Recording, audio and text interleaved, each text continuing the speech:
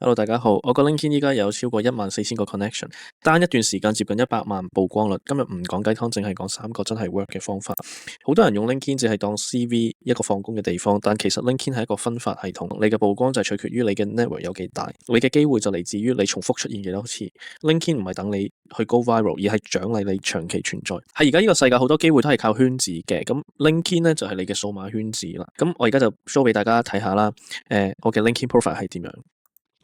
你可以睇到我個 inbox 咧，長期都有好多人去 inbox 我嘅，咁notification 都有好多啦，咁包括人哋去network 我，去主動 send request 俾我咧，都有好多，今日17個。咁呢個就係我個 profile 啦，我有14,518個 followers 暫時，咁每一日大概都有1000個人睇我個 profile 啦。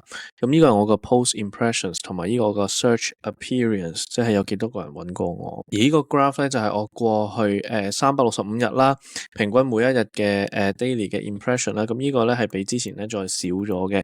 點解咧？就其實因為我係 post 少咗嘢啦。咁呢個 impressions 咧就等於人哋睇到幾多個人去睇到你個 post，而 members reach 咧就係有幾多個真係 account 啦，去真係睇到你嘅 post 咁樣。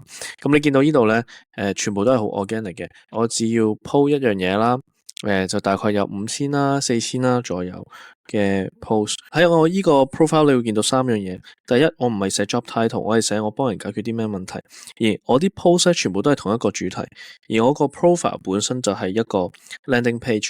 咁重點去講呢一句就係人 connect 你咧，係因為佢哋第一眼睇到 follow 你有啲乜嘢好處，呢個係好重要嘅。好啦，而家咧就講3個 LinkedIn 成長嘅 hacks 俾大家。第一個 hack 就係有目的咁樣去 connect 人。我唔係亂加人，我係有策略咁樣去加嘅。每日咧我都會加同行啦、同領域或者會出 post 嘅人，而唔係追明星或者追活躍嘅用戶。Connection 係你未來曝光嘅基礎設施。LinkedIn 係會將你嘅內容推俾你 connect 嘅人去睇嘅。另外咧就係用 comment 去借做呢個曝光率。如果你而家 followers 係少嘅話咧，最有效嘅唔係出 post 而係留言。咁點樣做呢？第一，揾大 account 或者一啲成長快嘅人去 comment 啦。第二就係早啲留言，增加曝光率。第三咧就係留有價值嘅留言去做一啲補充，而唔係純粹多謝分享。一條好嘅 comment 其實本身就係一條 post。LinkedIn 咧就唔需要你日日都諗新嘅 content 嘅。